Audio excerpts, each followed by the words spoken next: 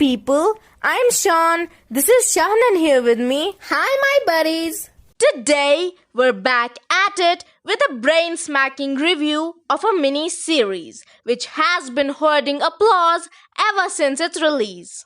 It's been written and directed by Scott Frank and stars the astounding Anya Taylor Joy. This series, namely The Queen's Gambit, has become one of the most famous web series over the last few months. But is it the one for you? That is the question we're going to be answering today. But before we get into that, if you're new here, Sister Soiree is a film and TV review podcast where we give you intriguing reviews of famous shows and movies. So stick around. Now let's get down to business. The story of The Queen's Gambit starts with Beth Harmon arriving at an orphanage during the 50s. She had been in a road accident before that, in which she had lost her mother. At the orphanage, she and the other girls there were given tranquilizing pills to calm them, which was quite common in the 50s. As a side effect of the drug, Beth started to visualize things that weren't there. During her time at the orphanage, she'd go to the basement to clean the erasers, which didn't used to be dust-free at the time. There, she met Mr. Scheibel, who was a keen old chess player. Beth observed Mr. Scheibel and asked him to teach her. Though reluctant at first, he soon became her chess buddy. Beth's addiction helped her excel, since she could visualize every new pattern and every move. But soon, a bill banning tranquilizing pills was passed in the US.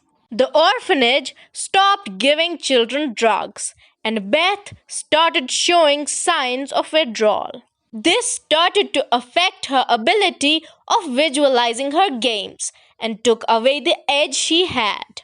To make up for this, she decided to steal the pills from the orphanage's pantry, and when she felt she was going to get caught, she swallowed multiple pills at once, leading to a near-fatal overdose. After that, her life stayed rather quiet until she was adopted into a family where she relapsed into her addiction by stealing her stepmother's drugs. From there started Beth's journey, which included a cruel struggle of personal loss, professional agony, self-destruction, and ultimately becoming the greatest chess player of the world. Now that we're clear on the storyline, let's move forward with our review. The Queen's Gambit is based on a popular 80s novel of the same name. Honestly, I'd never read the book, so I had no idea what the plot was or if I was going to like it. And since I'm no chess expert, and by that I mean I don't know anything about it, I was slightly worried going into it because I didn't want to be completely lost while watching it. But fortunately for me, that wasn't the case. Though it revolves heavily around chess, you don't even need a basic understanding of the game to thoroughly enjoy it. One of the many reasons for it is that Beth's character doesn't just want to be a good player. She wants to be better than everyone in the room, and she reflects that through chess. The chessboard is a place that she can control, manipulate, and make her own. That is why she got into chess the first time. So to watch her character being in that place of mind makes the series exciting and takes it beyond just chess. Every game that Beth wins or loses becomes much more about Beth's personal development than just the sport. And on top of that, every game is structured in such a way that each move becomes more riveting than ever, which you wouldn't expect from something that's usually considered boring. Hell, it was so fun to watch Beth play, I wanted to learn myself. Of course, I soon found out it wasn't meant to be, but still, I was tempted to learn chess, and for the series to do that shows how much work has gone into it and how well it's been executed. What you think, Shannon? Care to shed some light on this? Sure, I remember when you asked me to watch The Queen's Gambit. You had already watched it and were most insistent that I do too. I honestly didn't want to because I thought chess and me is not a great combo. FYI, I still think that. But from the very first episode, I could tell that even though chess was the core idea, it was more about the cost of genius for Beth. It was about Beth taming her inner demons that were unleashed by her continuous want to beat everyone around her. In the series, Beth almost ends up destructing herself, pushing everyone away and giving up on the one thing she holds close more than anything else. Now, this is something we've seen numerous times before, but what was special for me was how she actually recouped, held herself together, took advice from friends, and came back stronger than ever.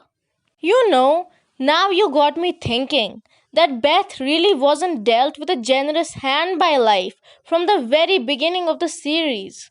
First, her birth mom made her live in the middle of nowhere, and then while driving, she drove into an upcoming vehicle on purpose in a suicide attempt with Beth still in the car.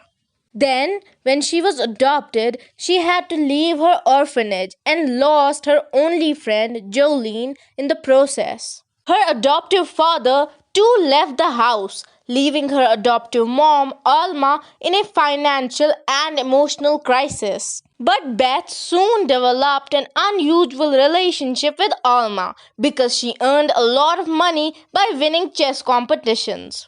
Even though Alma was a little greedy for Beth's money, she eventually became her friend and the only person Beth confided in. Alma did let Beth drink at 10 and is the reason Beth turned out to be an alcoholic, but she was the only family Beth had.